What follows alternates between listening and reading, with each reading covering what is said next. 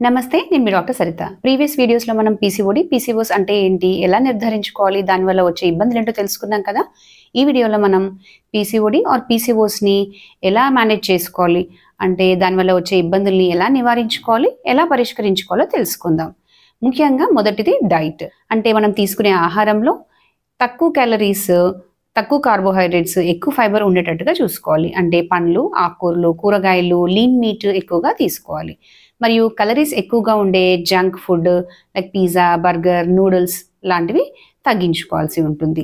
మరియు sugar content ఎక్కువగా ఉండే స్వీట్స్ లేదా కూల్ డ్రింక్స్ కానీ, ఎనర్జీ డ్రింక్స్ కానీ దూరంగా ఉండాలి. ఆయిల్లో డీప్ ఫ్రై చేసిన items, bakery foods like breads, biscuits కూడా వీలైనంత వరకు తగ్గించుకోవాలి. ఎక్సర్సైజ్ అంటే వ్యాయామం. వారానికి 150 మినిట్స్ మోడరేట్ ఎక్సర్సైజ్ కానీ, లేదా 75 మినిట్స్ విగరస్ ఎక్సర్సైజ్ కానీ, అంటే రోజుకి కనీసం 30 నిమిషాలు యోగా, వాకింగ్ కానీ, లేదా కార్డియో ఎక్సర్సైజ్ కానీ, శారీరక వ్యాయామం అనేది చేస్తూ ఉండాలి. మరియు స్ట్రెస్ మేనేజ్మెంట్ అంటే ఒత్తిడిని తగ్గించుకోవాలి. ఒత్తిడిని తగ్గించుకోవడానికి యోగా చేయడం కానీ, లేదా మెడిటేషన్, ధ్యానం కానీ, లేదా డీప్ బ్రీతింగ్ ఎక్సర్సైజ్ కానీ, రిలాక్సేషన్ టెక్నిక్స్ కానీ ఫాలో అవ్వచ్చు. వెయిట్ రిడక్షన్ అంటే స్థూలకాయంతో ఉన్న వాళ్ళు, బరువు ఎక్కువగా ఉన్న వాళ్ళు, వాళ్ళ బరువులో కనీసం 5 నుంచి 10% బరువు తగ్గినా కూడా హార్మోన్స్ లెవెల్స్లో చక్కటి మార్పులు అనేవి జరుగుతాయి, మంచి ఫలితం అనేది చూడగలుగుతాము. లైఫ్ స్టైల్ చేంజెస్ అంటే మన నిత్య జీవన విధానంలో మార్పులు అనేవి చేసుకోవాలి. చక్కటి నిద్ర అంటే తగినంతగా కనీసం రోజుకి 6 నుంచి 8 గంటలు నిద్రపోవాల్సి ఉంటుంది.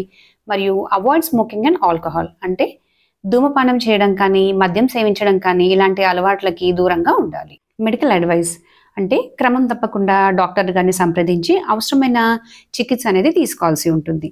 అయితే అందరికీ పీసీఓడి ఉన్న వాళ్ళకి ఒకేలా ట్రీట్మెంట్ ఉండదు. వాళ్ళ యొక్క ఇబ్బందులను బట్టి, వాళ్ళ యొక్క సిమ్టమ్ని బట్టి ట్రీట్మెంట్ అనేది ఇవ్వడం జరుగుతుంది.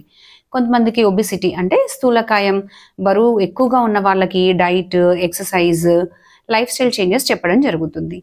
అలాగే లిపిడ్ కంటెంట్ అబ్జార్ప్షన్ తగ్గించడానికి కూడా కొన్ని రకాల మందులు ఇవ్వడం జరుగుతుంది. మరియు బిఎంఐ మరీ ఎక్కువగా ఉన్న వాళ్ళకి, 40 కంటే ఎక్కువ ఉన్న వాళ్ళకి బెరియాట్రిక్ సర్జరీస్ కూడా కొన్నిసార్లు అవసరం పడవచ్చు.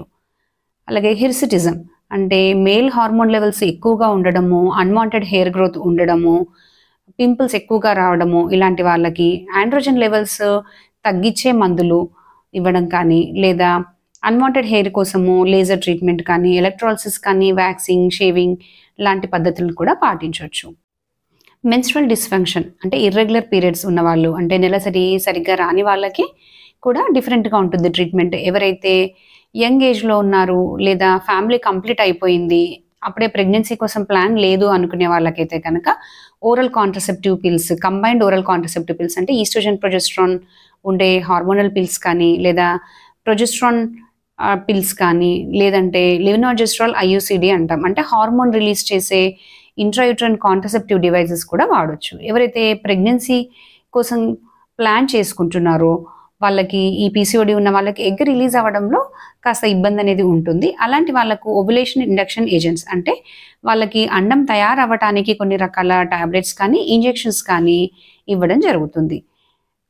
తీవ్రంగా సమస్య ఉన్న వాళ్ళకి కొన్నిసార్లు లాప్రోస్కోపిక్ ఓవేరియన్ డ్రిల్లింగ్ అనే పద్ధతి కూడా పాటించాల్సిన అవసరం అనేది ఉండొచ్చు. ఇన్సులిన్ రెసిస్టెన్స్ ఎక్కువగా ఉన్న వాళ్ళకి వాళ్ళ మెటబాలిక్ ఫంక్షన్ ఇంప్రూవ్మెంట్ కోసం, వాళ్ళ యొక్క చక్కెర స్థాయిల్ని అంటే షుగర్ లెవెల్స్ని నియంత్రణలో ఉంచడానికి insulin sensitising agents like metformin కానీ, ఇనోసిటాల్స్ కానీ ఇవ్వాల్సిన అవసరం అనేది ఉండొచ్చు.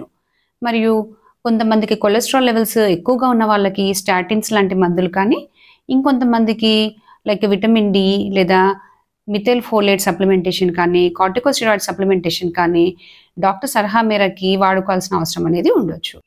మరిన్ని స్త్రీల ఆరోగ్యం మరియు ప్రెగ్నెన్సీ ఆరోగ్యానికి సంబంధించిన విషయాలు తెలుసుకోవడం కోసం ఫాలో మీ. Thank you.